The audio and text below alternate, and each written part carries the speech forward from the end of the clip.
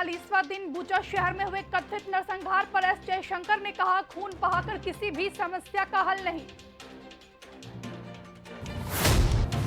श्रीलंका में राष्ट्रपति राजपक्षे ने इमरजेंसी हटाने का किया ऐलान। इमरजेंसी के बाद सरकार को भारी विरोध का करना पड़ा था सामना।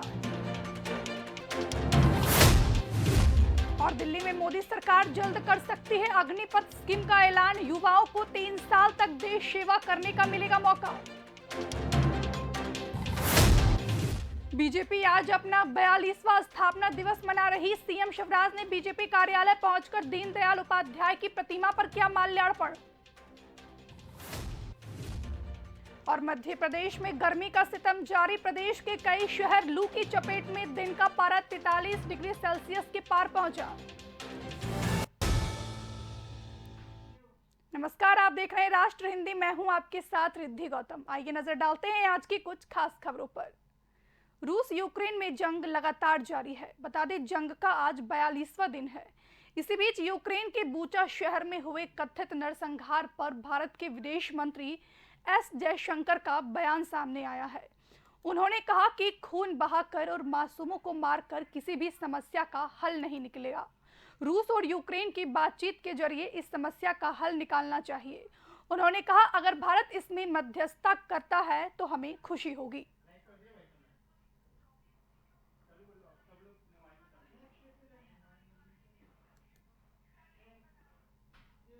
श्रीलंका में राष्ट्रपति राजपक्षे ने इमरजेंसी हटाने का ऐलान किया है।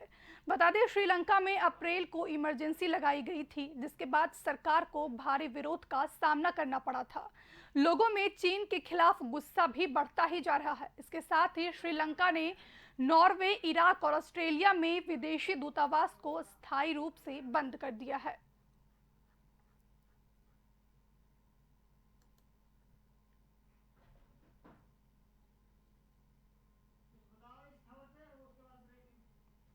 तो आपको बता दें कि राष्ट्रपति राजपक्षे ने इमरजेंसी हटा दी है। श्रीलंका में इमरजेंसी को हटा दिया गया है। आपको बता दें कि इमरजेंसी लगाने के बाद राष्ट्रपति को जनता का भारी विरोध का सामना करना पड़ा था। अस्थायी रूप से दूतावास को भी बंद कर दिए गए हैं।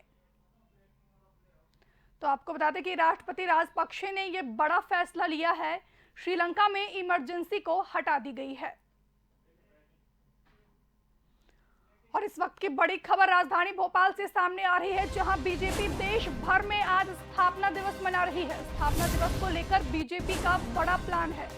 हर कार्यकर्ता के घर पार्टी का झंडा लगेगा। सीएम शिवराज बीजेपी कार्यालय पहुंचे, जहां उन्होंने कुशाभाऊ ठाकरे और दीनदयाल उपाध्याय की प्रतिमा पर माल्यार्पण किया है। इस दौरान उन्होंने पार्टी का ध्वज भी फहराया। बीजेपी कार्यालय से प्रभात फेरी निकाली गई। और इस खबर पे ज्यादा जानकारी के साथ अंकुर अध्योरी फोन लाइन पर जुड़ गए हैं। अंकुर जी, आज पूरे देश में बीजेपी स्थापना दिवस मना रही है, क्या कुछ कहेंगे? बिल्कुल जी, मैं आपको बता दूं, आज बीजेपी का 42वां स्थापना दिवस है। जनसंघ से लेकर भाजपा तक का ये 42 साल का सफर आज बीजेपी का पूरा हो गया और निश्चित तौर पर पूरे देश भर में कार्यक्रम किए जा रहे हैं। प्रधानमंत्री नरेंद्र मोदी के द्वारा दिल्ली से पूरे देश भर के कार्यकर्ताओं को संबोधित किया गया और बताया गया कि दीनदयाल उपाध्याय, कुशाभाऊ ठाकरे की विचारधारा पर किस तरह से चलना है। एकाध मानववाद की बात है और उसके बारे में बताया गया और इसके अलावा पार्टी की अन्य चीजों के बारे में, संगठन के बारे में बताया गया और साथ ही यह तय किया कि हर बूथ स्तर पर यह आज का कार्यक्रम होगा और इसके साथ साथ हर बूथ पर भाजपा का झंडा फहराया। निश्चित तौर पर मुख्यमंत्री शिवराज सिंह चौहान बीजेपी कार्यालय में इस कार्यक्रम में शामिल हुए, तो वहीं दूसरे कार्यक्रम में बीजेपी प्रदेश अध्यक्ष विष्णु दत्त शामिल हुए और देश भर में कह सकते हैं आज 42वां स्थापना दिवस बीजेपी का मनाया। जी अंकुर जी, मैं आपसे ये भी जानना चाहूंगी कि स्थापना दिवस में आगामी विधानसभा चुनाव को लेकर कोई चर्चा की गई, क्योंकि हर कार्यकर्ता के घर पार्टी का झंडा भी लगाया जाएगा। निश्चित तौर पर आगामी जो विधानसभा का चुनाव है 23 में और 24 में लोकसभा का चुनाव है, तो भाजपा एक ऐसा संगठन है जो 5 साल तक, एक चुनाव हुआ तो अगले चुनाव तक के लिए लगातार तैयारियां करते रहते। तो निश्चित तौर पर पार्टी को मजबूत करना, कार्यकर्ताओं को पार्टी के प्रति समर्पित रहना, ये पूरी बातें कही जाती है। इसका मुख्य उद्देश्य ही होता है कि देश भर में जिस तरह भाजपा आगे बढ़ी है तो और मजबूत आगे हो सके, तो ये कार्यकर्ताओं को सीख दी गई है।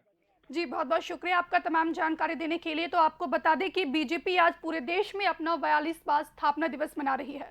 इस दौरान बीजेपी कार्यालय से प्रभात फेरी भी निकाली गई। कुशाभाऊ ठाकरे पहुंचकर सीएम शिवराज सिंह चौहान ने माल्यार्पण भी किया है।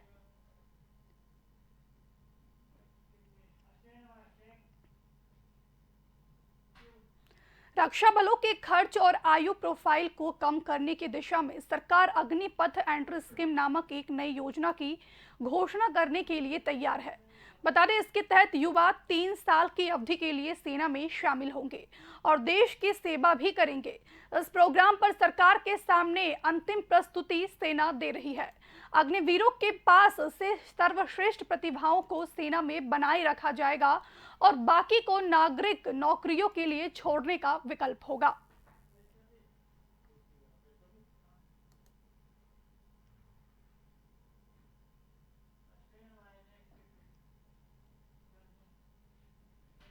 और अगली खबर राजधानी भोपाल से है, जहां बीजेपी आज अपना 42वां स्थापना दिवस मना रही है। इस अवसर पर सीएम शिवराज ने बीजेपी कार्यालय पहुंचकर कुशाभाऊ ठाकरे और दीनदयाल उपाध्याय की प्रतिमा पर माल्यार्पण कर पार्टी का ध्वज फहराया।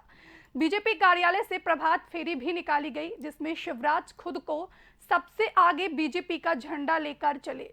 सीएम ने कार्यकर्ताओं के साथ पीएम का संबोधन भी सुना।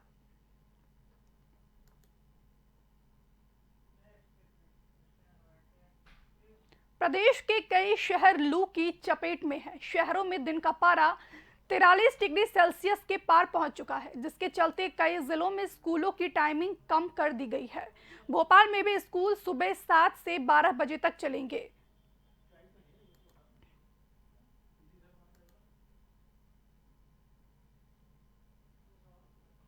तो आपको बता दें कि राजधानी भोपाल में गर्मी का सितम लगातार जारी है।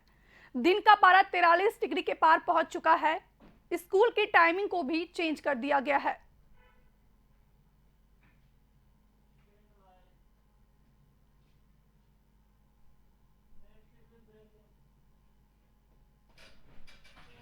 और अगली बड़ी खबर राजधानी भोपाल से ही आ रही है, जहां बढ़ती महंगाई पर कांग्रेस ने अनूठा प्रदर्शन किया है। पेट्रोल डीजल के दामों में लगातार इजाफा हो रहा है, जिसको लेकर कांग्रेस कार्यकर्ताओं ने प्रदर्शन किया है। ये प्रदर्शन पीसी शर्मा के नेतृत्व में किया गया। कांग्रेस नेताओं ने बैंक के सामने लोन के लिए स्टॉल लगाया है। बड़ी संख्या में लोग फॉर्म भरने पहुंचे हैं। तो ये बड़ी खबर राजधानी भोपाल से बता रहे हैं, जहां बढ़ती महंगाई पर कांग्रेस ने अनूठा प्रदर्शन किया है। और इस खबर पर ज्यादा जानकारी के साथ अंकित साहू फोन लाइन पर जुड़ गए हैं। अंकित जी, बढ़ती महंगाई को लेकर कांग्रेस ने प्रदर्शन किया है, क्या कुछ कहेंगे? देखिए रिद्धि, मैं आपको बताऊं, आज पीसी शर्मा जो कि पूर्व मंत्री हैं, जनसंपर्क मंत्री रहे, और आज उन्होंने एक बैंक के लिए लोन का एक लोगों के लिए वो रखा था कि आइए हमसे लोन लीजिए, क्योंकि ये सरकार बीजेपी एक के बाद हर दिन 1-1 रुपए 2-2 रुपए पेट्रोल बढ़ रहा है। जैसे आप देखेंगे कि हर दिन आज पेट्रोल की हालत 118 रुपए हो गई है। भोपाल में सबसे महंगा पेट्रोल बिक रहा है अभी, और इसी चक्कर में पीसी शर्मा ने, क्योंकि आज जब पेट्रोल बढ़ता है तो हर चीज महंगी होगी, क्योंकि आयात और निर्यात पे जो खर्चा आता है, ट्रांसपोर्ट का जो खर्चा आता है, पेट्रोल पर ही निर्भर है। तो इसीलिए पीसी शर्मा ने कहा है कि जो हमें लोगों को जो सैलरी मिलती है, जिसमें आदमी गुजारा चलाता था, तो आज वो पेट्रोल में ही सबसे ज्यादा पैसा आदमी का खर्च हो रहा है। तो इसलिए पीसी शर्मा ने एक बैंक लोन का बैनर लगा के और सारी चीज के ऐसा अनोखा प्रदर्शन किया है जी कांग्रेस। अंकित जी, मैं आपसे ये भी जानना चाहूंगी कि इस बढ़ती महंगाई का आगामी विधानसभा चुनाव पर क्या असर पड़ेगा? देखिए कहीं ना कहीं महंगाई, क्योंकि देखिए आपने यूपी चुनाव था जब तक पेट्रोल स्थिर था, और उसके बाद जैसे यूपी के नतीजे आते हैं और उसके बाद हर दिन 1-1 रुपए पेट्रोल बढ़ता है, तो ये कि सरकार पर कहीं ना कहीं संदेह लगता है कि जब चुनाव आते हैं तो पेट्रोल का, हालांकि अभी 2023 में मध्य प्रदेश में चुनाव हैं, तो आने वाले टाइम पे मध्य प्रदेश में सबसे ज्यादा वेट और टैक्स लगता है पेट्रोल पे। लेकिन अब हो सकता है कि सरकार अभी ले रही है और जब चुनाव आएंगे तो 5 से 10 रुपए सस्ता पेट्रोल भी कर दे। बहुत बहुत शुक्रिया आपका तमाम जानकारी के लिए। तो आपको बता दें कि चुनाव आते ही पेट्रोल डीजल का दाम बढ़ते जाता है और जैसे ही चुनाव खत्म होते हैं पेट्रोल डीजल के दाम में लगातार इजाफा होता है। जिसको राजधानी भोपाल में नरेला विधानसभा के सुभाष मंडल में आज बीजेपी का 42वां स्थापना दिवस मनाया गया। जिसमें हितानंद शर्मा और विश्वास सारंग ने झंडा वंदन किया। स्थापना दिवस पर मंत्री ने कार्यकर्ताओं के साथ पीएम मोदी का संबोधन भी सुना। और हम सब ने देखा है मां स्कंद माता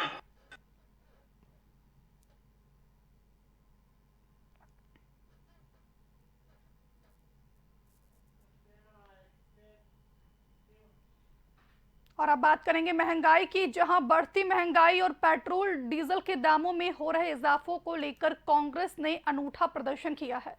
पीसी शर्मा के नेतृत्व में कांग्रेस नेताओं ने बैंक के सामने लोन के लिए स्टॉल लगाया है, जिसमें जनता से पेट्रोल डीजल और रसोई गैस खरीदने के लिए लोन के आवेदन लिए जा रहे हैं। इस दौरान बड़ी संख्या में लोग फॉर्म भरने पहुंचे।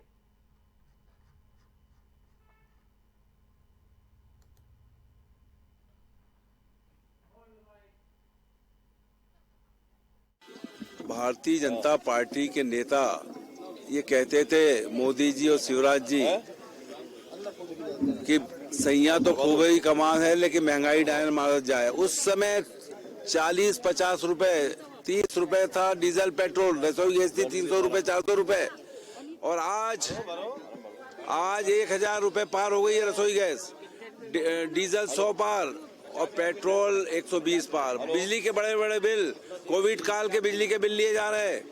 लोहा 88 रुपए, सीमेंट 400 रुपए, खाने का तेल 200 रुपए, और ये सब बेरोजगार हैं। बेरोजगारी चरम सीमा पर।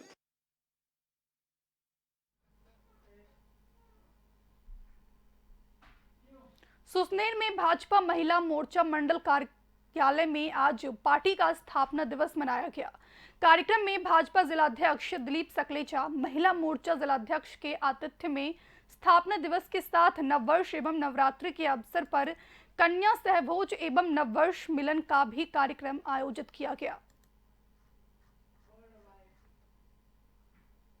नमस्कार। भाजपा के स्थापना दिवस कार्यक्रम के साथ कन्या सहभोज एवं सभी कार्यकर्ताओं का नववर्ष मिलन कार्यक्रम भाजपा महिला मंडल मोर्चा की ओर से बुधवार 6 अप्रैल को 4:30 बजे महिला मोर्चा मंडल कार्यालय न्यू बस स्टैंड सुसनेर पर आयोजित किया गया है, जिसमें आप सभी कार्यकर्ताओं की उपस्थिति सादर प्रार्थनीय है।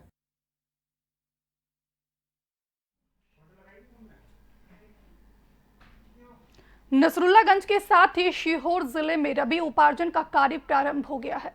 इसी कड़ी में जनप्रतिनिधियों ने रबी उपार्जन केंद्रों का शुभारंभ किया। वहीं कलेक्टर के निर्देश पर उपार्जन केंद्र पर तौल कांटे, पर्याप्त मात्रा में बारदान की उपलब्धता, किसानों के लिए बैठक की व्यवस्था, पेयजल सहित अन्य व्यवस्थाएं की गई।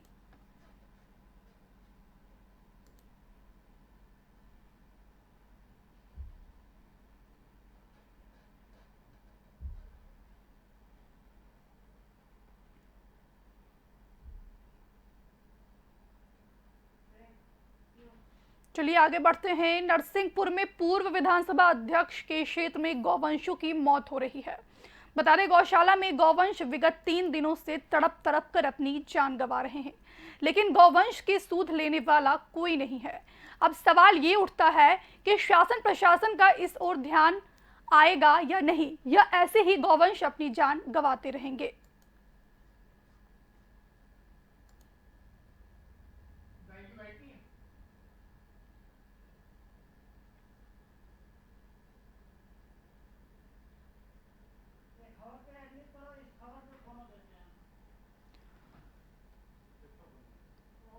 तो आपको बता दें कि पूर्व विधानसभा अध्यक्ष के क्षेत्र में गौवंशों की मौत हो रही है। 3 दिन से तड़पकर गौवंश अपनी जान गंवा रहे हैं, लेकिन शासन का इस ओर कोई ध्यान नहीं है।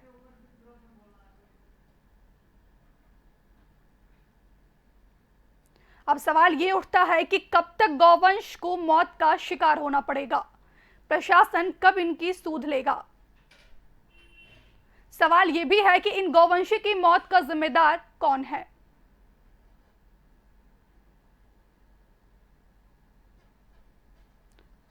पूर्व विधानसभा अध्यक्ष के क्षेत्र में गौवंशों की मौत हो रही है। लगातार 3 दिन से तड़प तड़प कर गौवंश अपनी जान गंवा रहे हैं।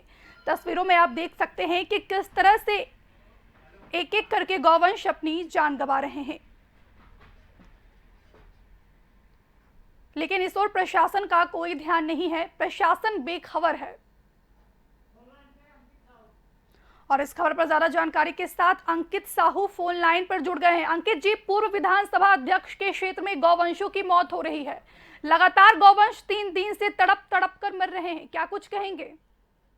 रिद्धि, मैं आपको बता दूं, ये नरसिंहपुर का मामला है जहां गौवंश से भूख की हालात में उनकी मौतें हो रही हैं। और ऐसा ही देखने को मिला था विदिशा जिले में जब गौवंश में क्या कहते हैं लाखों हजारों की संख्या में जब गायों का भूख से और या अन्य चीजों से उनकी जो मौतें हुई हैं। और आज देखेंगे नरसिंहपुर में भी यही हालात हैं। सरकार जबकि गौवंश पे लाखों रुपए खर्चा कर रही है, पता नहीं वो कहाँ जा रहा है। गौशालाएं बनी हुई है, लेकिन उसका पैसा कहाँ जा रहा है? जबकि आर्थिक रूप से जो गायों की हालत देखेंगे तो आप देखेंगे कहीं ना कहीं बीमारू या उनको खाने के लिए नहीं मिल रहा है, उनके कारण उनकी मौत हो रही है।